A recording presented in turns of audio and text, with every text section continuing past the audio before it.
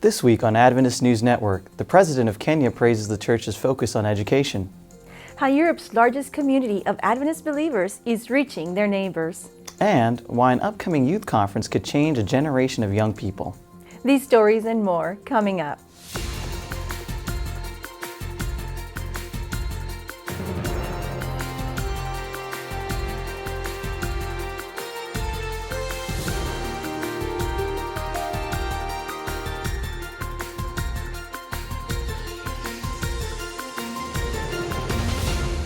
This is Adventist News Network, a service of the Seventh-day Adventist World Church. Thanks so much for joining us this week.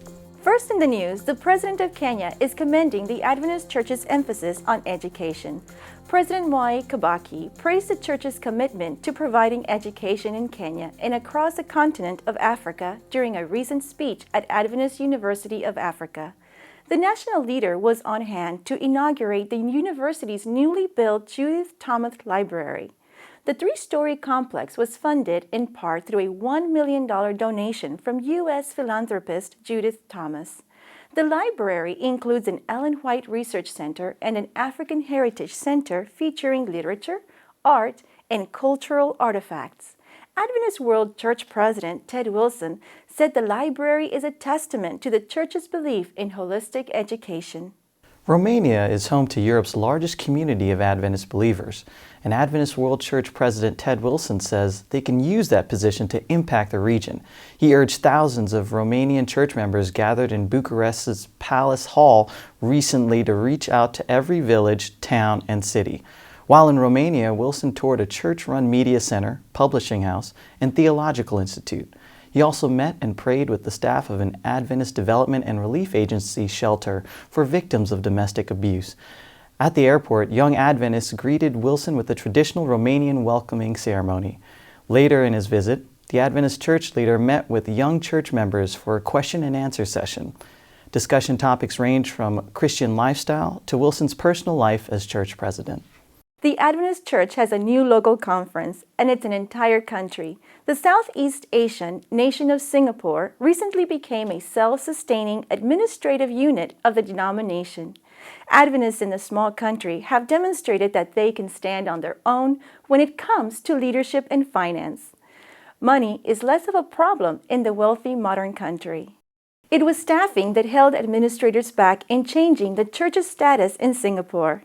The church there has just 9 full-time pastors. Church administrators in the country help minister to local congregations, something they'll continue to do, according to Johnny Can. The Adventist Church president for Singapore says the work helps leaders stay in touch with what's happening on the local level. A nutrition conference drew health enthusiasts from the United Kingdom to a London suburb recently. Adventist nutrition professor Winston Craig spoke at the event. Craig chairs the nutrition department at church-owned Andrews University in the U.S. state of Michigan. He reminded attendees that the church's health message should strengthen the church, not divide it. He also spoke on the risks and benefits of vegetarian and vegan diets and how to avoid health scams. Church health officials say they'll follow up the event with local cooking hubs, where community members can learn healthy cooking techniques and nutrition principles. So we hope from this that potluck lunches will be elevated in terms of its scope of diets and nutritive value, and that we'll have healthy, happy, holy people as we fellowship together. Next year, thousands of Adventist young people from around the world will meet in Pretoria, South Africa for the World Conference on Youth and Community Service. They'll raise awareness of HIV/AIDS, operate health expos, support school and community development, and hold evangelism meetings.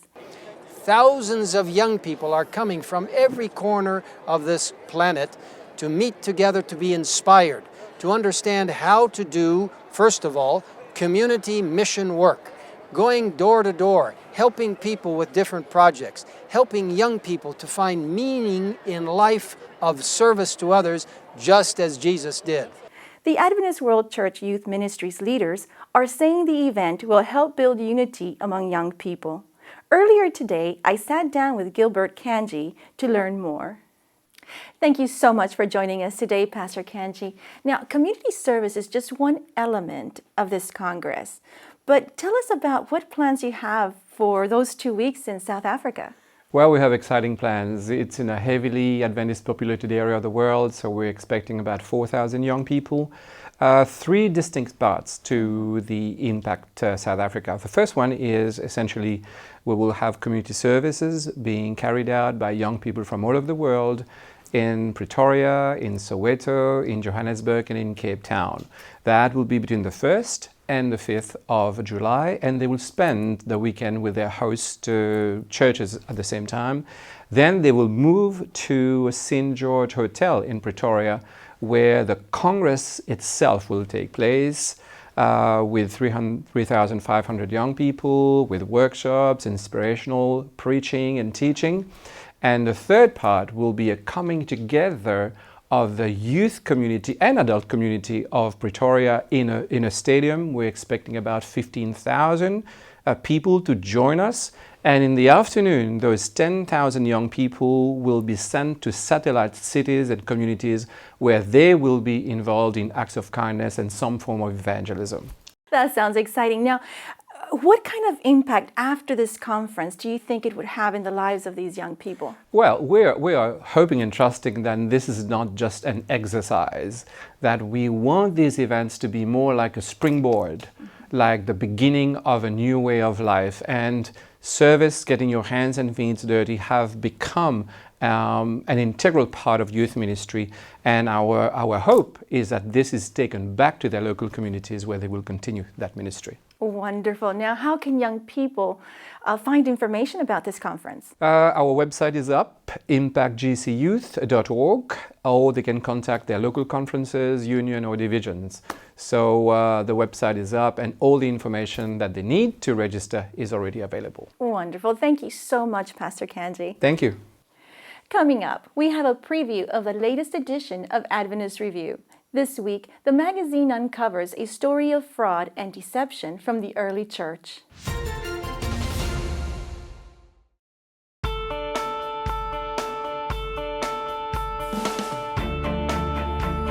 A movement toward daily scripture reading is underway. It's called Revived by His Word. The plan? To read one chapter of the Bible per day.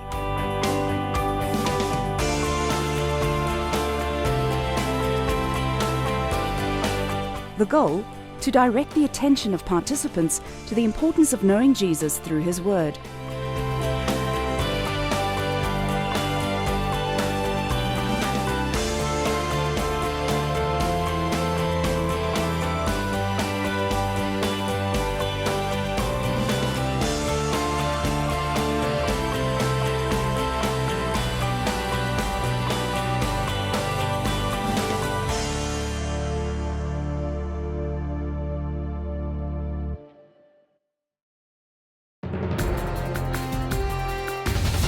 Welcome back. Here's Sandra Blackmer with a preview of this week's issue of Adventist Review. The June 21 cover story, The Captain Goes to Church by White Estate director Jim Nix, isn't your typical church history piece. Nix brings to life a largely unknown figure from Adventist history, Captain Henry Norman, a con man who became associated with the church in Michigan in 1899 in a way that appeared providential to leaders at the time. Norman caused a great deal of financial damage to the church because of his pledging to make very large donations to aid with mission work in Australia that never materialized. Before he finally disappeared from the scene, never to be heard of again, Norman also had swindled 2 Adventist women of their money, as well as made promises to marry them. George A. Irwin was GC president at the time. Ellen White was in Australia. This story's unusual nature raises many questions, such as why the Lord allowed the situation to progress and didn't send a warning to His people through Sister White. Nix doesn't leave readers hanging with such questions, however, but offers plausible explanations that leave us with much food for thought. In the Adventist Life article, 7 Ways to Teach Kids Critical Thinking, author Whitney Hopler describes the 2011 study of college students nationwide that found that 45% of them weren't learning the critical thinking skills they needed to objectively consider information and make judgments about it during their college years. So what does that mean for your children's future career potential? And most important, their ability to make sound, spiritual, and ethical decisions. What can you as parents do to help them develop critical thinking skills? Whitney Hopler provides some answers. Church growth doesn't just mean bigger congregations. Gary Cross thinks new, smaller groups of Adventist believers can better support the church's focus on community and mission. The Seventh-day Adventist Church began as a church planting movement. It's continued to grow as it has focused on church planting. And in the future, if we plan to continue growing, we must keep the focus on starting new congregations. Back in 1990, when Global Mission began, it was focusing on starting new congregations in some of the world's most difficult and challenging areas. You know, some people say, well, why don't we just try to build up existing churches? Well, that's great. We need to focus on that. But as we look at growth around the world today, it's not coming from just existing churches growing. It's coming from focusing on starting new groups of believers, just like in the book of Acts. And research has shown over and over again that as churches grow, as they become older, they start becoming focused inward and not outward. A study not so long ago showed that churches 1 to 3 years of age, it takes 3 church members to bring 1 new believer into the church. But for churches that are 10 years or older, it takes 85 church members to bring 1 church member in. Church planting keeps our focus on the community, on mission, and thank you for your prayers and support for church planting around the world. This week, our Facebook and Twitter followers talked about how social media can impact relationships. Megan Bronner reports. Obviously, we're big fans of social media here at ANN, but we suspect that sometimes the constant connection to the internet might be a distraction. So we asked you what impact social networks have on your friendships. On Twitter, Shola Renee told us that social media should not be your primary form of communication, but it's a great and expensive way to keep in touch. Luke F. disagrees, saying if anything, it disconnects you. He says he used to love it, but his relationships are better without it. DM Ostrovsky thinks personal offline communication is key, but he adds if it's the only option, it's better than nothing. He says he uses Facebook to communicate with people that are far away. Harvey Alvarez also keeps in touch through Facebook because he says he's lived in 4 countries during the past 7 years. On Facebook, truck driver Dale says he uses social media because it enables him to stay in contact and remain up on all the latest family news without investing a lot of time or money. Pringo says we need to maintain a balance, that too much of everything is bad, including the addiction that can come with it. He says it's cost-effective yet dangerous, especially to an undisciplined person. Dorothy sees social networks as mostly positive. She says it helps me to keep in contact with far away and long ago friends and family. It lets others know that I am praying for them in their difficulties and their triumphs. Thanks to everyone who participated this week, and don't forget to visit us on Twitter and Facebook every week for a new question. Still ahead on Adventist News Network, an Adventist scientist has a biblical perspective on a fossil many researchers believe is a missing link. But up next, this week's Tech Corner.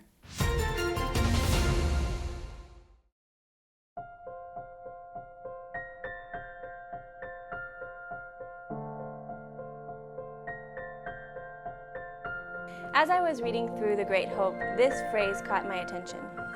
God looks with pitying tenderness upon these souls, educated as they are in a faith that is delusive and unsatisfying.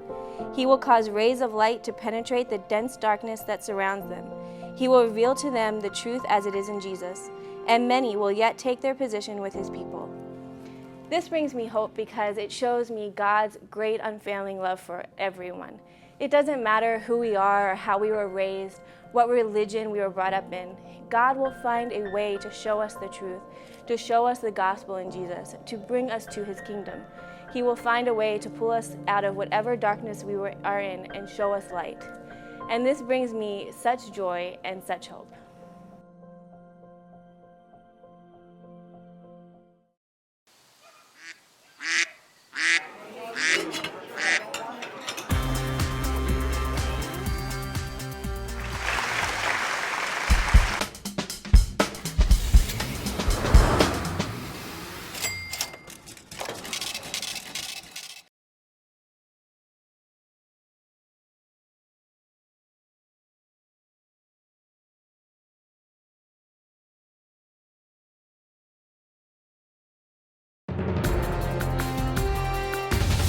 Welcome back.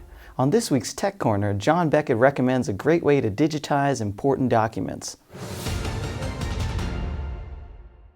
Many of us deal with lots of information. Some of it, like email and web pages, is digital, and some, like mail and drawings, are physical. This can make for some challenges. For instance, what happens when you want to email your handwritten notes or a diagram? What if you want to fill out a form, then email it? Wouldn't it be nice if all your documents were on your computer instead of locked up in a cabinet? It seems like scanning all that paper stuff and managing it digitally could be really handy. But scanning things can be time-consuming if you attempt it with a traditional flatbed scanner. This type of scanner is designed for making high-quality scans of things like photos, but is not a great tool for digitizing multi-page documents. For that, you really need a document scanner with a sheet feeder. The one I use and highly recommend is the Fujitsu ScanSnap S1500. To turn a multi-page document into a PDF, just load the stack into a tray and press the Scan button. The ScanSnap loads page after page, front and back, then asks where to save it.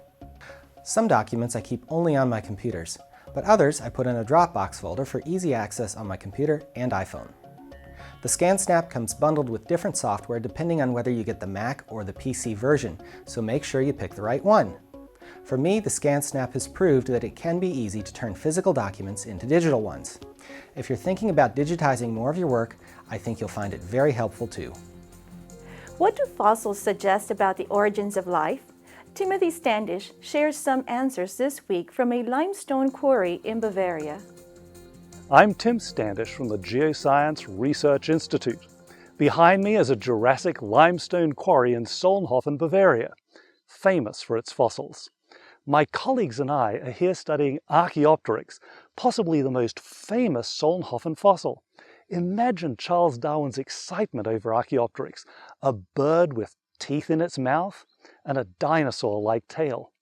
Was it a missing link between dinosaurs and birds? Possible missing links are still big news, which emphasizes their rarity when Darwinism predicts them everywhere. As is common with news-making missing links, after further study, most experts reject Archaeopteryx as a missing link. Abundant other bird fossils, including at least one modern bird, are found in Jurassic rocks or in overlying Cretaceous rocks. Patterns of fossil appearance and disappearance are difficult to understand. As scientists, it's tempting to wish we had all the answers, but the creation is far more interesting than that. We don't know exactly why diverse fossil birds appear in a pattern essentially the opposite of Darwinism's predictions. Sometimes faith liberates us to admit we don't know everything, but that there is sufficient evidence to believe the biblical record of history over the alternatives. For this week's Family Ministries feature, Willie and Elaine Oliver discuss why a balance of commitments can keep marriages happy and satisfying. Marriage is one of the most wonderful gifts that God has given to humankind. To be sure, to be in a happy marriage, there are important ingredients that one needs to be mindful of.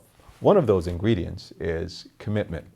According to research by Dr. Scott Stanley from Denver University, there are two sides of commitment that we need to be mindful of: dedication commitment and constraint commitment. The two need to be in a healthy tension to have a great marriage. When we talk about dedication commitment, we're talking about how much one is willing to invest in their relationship to make it great, to make it happy and satisfying. So it's sort of like when you nurture something that you love to do and you put your all into it. That's dedication. Constraint, on the other hand, is those things that keep us stable in the relationship. Sort of something like the fact that we made a commitment before God, before our friends, before our community when we took our marriage vows. Sometimes we might say that our children are also a constraint, but in a healthy way. So there needs to be a healthy balance between constraint and dedication if we want to have a happy and satisfying marriage. The reality is we want to have a happy marriage because when we're happy, our children are happy, the community is happy, the church is happy, and we can give honor and glory to God. When we come back after the break, this week's iShare Report. And coming up later, this week's look at Adventist history.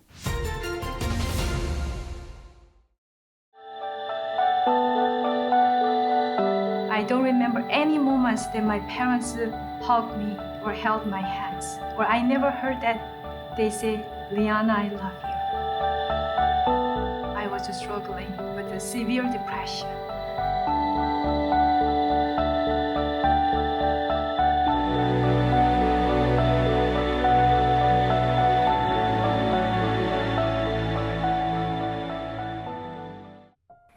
The book Great Controversy means a lot to me because when I joined the Seventh-day Adventist Church 35 years ago, this book contributed so much to my spiritual growth.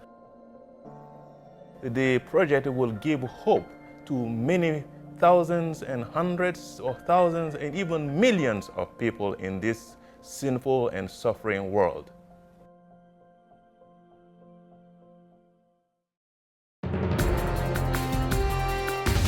Welcome back. Let's turn to Sergio Gonzalez to find out what news you reported this week. Welcome to iShare, where you bring us the news. Recently, a group of young adults sent us a story about their news ministry, Adventist Youth News Network. The students from the Philippines say that they were inspired to share the latest youth activities and updates from their region. They share the news via webcam on Sabbath afternoons, and they ask for your prayers as they continue their efforts. To learn more about their ministry, visit them at facebook.com/Adventist Youth News Network. And don't forget to send us your stories at news.adventist.org/iShare. For our Adventist World Radio feature this week, Dal Chow updates us on the church's radio ministry in South America. I'd like to speak to you today about South America.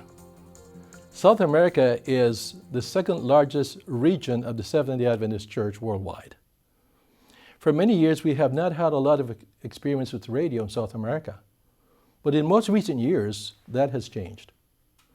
Now we have over 34 stations, FM stations, in Argentina alone. We also have over 30 stations in the country of Chile. And obviously Brazil, the big giant in South America, has dozens of radio stations throughout the country. But then we have Bolivia. We also have Peru, Ecuador, Uruguay, and Paraguay. Each of these smaller countries have tremendous radio stations that are reaching out to millions of people in the Spanish language. Obviously, Brazil is in Portuguese. Today, we are preaching the gospel to the entire continent of South America through radio programs throughout these countries. I'll add to that Venezuela. Venezuela is part of South American continent, even though it belongs to a different region of the church, which is called Inter-America. Likewise, Colombia is another country that belongs to South America. In Venezuela alone, we have over 34 stations throughout the country, and it's growing as we speak. In Colombia, it has not been that easy. It's a country that we have not been able to find a license or purchase a license for a radio station. But many smaller groups of people, lay people and church, are working on the internet in streaming programs with the Three Angels message throughout the country. So I'd like to thank you for praying for the people, groups of South America, and the many millions that still need to hear the gospel message. Thank you for your support. May God bless you. Finally this week, Benjamin Baker has our look at Adventist history. We find out about an early Adventist who was arrested for his observance of the seventh-day Sabbath. Welcome to This Week in Adventist History. On the Monday of June 22, 1916, a Seventh-day Adventist woman from Los Angeles, California, named Margaret Rowan, purported to have a vision from God. Rowan, a recent convert, quickly assumed the role of full-fledged prophet, similar to the manner she had seen exhibited by Ellen White. Early the next year, her claims were investigated by a Southern California Conference committee, which concluded that she was no prophet. Meanwhile, Rowan garnered a following who called themselves Reformed Seventh-day Adventists. However, it wasn't long before the jig was up, and developments took a rogue turn, with Rowan making wild assertions, planning counterfeit Ellen White testimonies, date setting, and finally attempting murder. Rowan served a year in San Quentin prison. June 23, 1889, saw R.M. King of Obion County, Tennessee, arrested for plowing corn in his field on a Sunday. King, a farmer by trade, was the first in his community to become a Seventh-day Adventist just 5 years earlier. Arrested again a year later in 1890 for hoeing in his potato patch on Sunday, King's case was appealed all the way to the U.S. Supreme Court. Realizing its far-reaching implications, Adventists rallied around the case, but it was never heard, for King died on November 10, 1891. And that's This Week in Adventist History. Thanks for watching Adventist News Network. Join us next week for more news from the headquarters of the Seventh-day Adventist Church. In the meantime, look for us on Facebook. You can connect with other Adventists worldwide and find links to all of our stories, photos, and videos. Just visit Facebook/Adventist News. Our good news for this week comes from 1 Corinthians chapter 13.